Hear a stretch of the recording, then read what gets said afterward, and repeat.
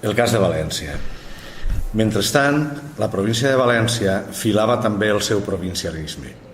Sorprèn una mica això, perquè quin sentit hi tindria un provincialisme restringidor si l'única conseqüència que pot comportar és la reducció de l'àmbit d'influència de la vella capital del regne. I tanmateix hi és. Els valencians de la ciutat de València estaven acostumats de segles a considerar-se ells mateixos com la totalitat del país. La seva situació hanseàtica ho fomentava. Realment, la capital era el país, perquè a excepció de les altres ciutats civiles reials, ben poc potents en definitiva, la resta del regne era domini senyorial i les classes dominants de València van haver d'assumir el paper de dirigents exclusius de la política regional. Calculo que si la Diputació de la Generalitat, peça de l'organització foral valenciana, no aconseguia entre nosaltres les atribucions polítiques que va tenir al Principat i es quedà reduïda a un mer centre de recaptació tributària, és perquè no calia una institució d'abast supraciutadà. Els jurats de València, simples autoritats municipals, podien complir les funcions d'una Generalitat del Regne. En el 18, les comarques aflueixen sobre València i per primera vegada el país sencer hi compta. Però això dura poc, la provincialització ho interromp. Castelló de la Plana i Alacant atrauran la porció del país que respectivament els pertoca en el repartiment provincial. I València no ho lamenta, no ho considera com una mutilació de la seva esfera d'irradiació capitalícia.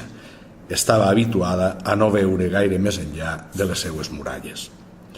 D'aquí que els valencians de la capital, en els darrers 100 anys, quan parlen de València, continuïn referint-se exclusivament a llur ciutat, a la ciutat i a la rodalia típica i crematística de l'Horta, a la província, la d'Eix només després.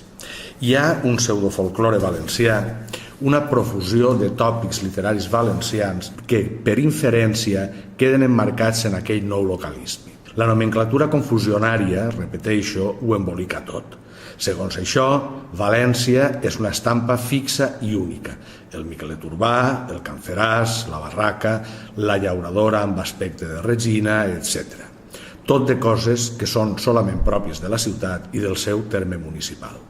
És un clixé incompatible amb el Maestrat i amb les serres d'Alcoi, amb el Camp d'Elx i amb els Ports de Morella, però també amb el Camp de Llíria, eixut i auster, i amb la Ribera de Xúquer, d'un altre trem i un altre paisatge, i amb la Vall d'Albaida. El localisme valencià, per tant, venia a donar excuses als altres provincialismes. Els valencians d'un extrem i de l'altre del país no s'hi sentien representats. Si València era allò, ells haurien d'ésser una altra cosa, alacantins, castellonencs o el que fos. I així la capital renunciava a consolidar-se com a capital. El sucursalisme de les classes dirigents de València s'acontentava d'aquestes limitacions. Si la cosa no ha adquirit proporcions perilloses és perquè el País Valencià conserva les seues estructures unitàries de tipus social i econòmic bastant fortes i València continua sent la capital malgrat ella mateixa, un punt inevitable de relació i de concentració, però li manca la capacitat directiva. No fa seu el país, ni l'encarna o el representa en la mesura que caldria. Seria sobrera qualsevol reflexió més sobre el particular. El lector se la farà pel seu compte. No hi ha dubte que el provincialisme és debilitador per al país com a totalitat i per a cadascun dels seus membres que en el provincialisme troben un miratge d'autosatisfacció localista. No sé si mai hi ha hagut al centre cap confabulació per dividir-nos, però és el sinistre furor jacobí que la nostra divisió ha de beneficiar. La unitat del País Valencià, intacta en el seu fons econòmic i cultural, no té sinó un reflex insuficient en el pla de la consciència.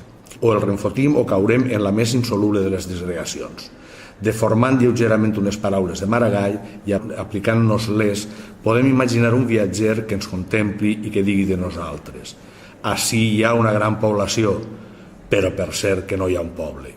La població passa a poble per un acte de consciència, i aquest és un pas que no tots els valencians han donat.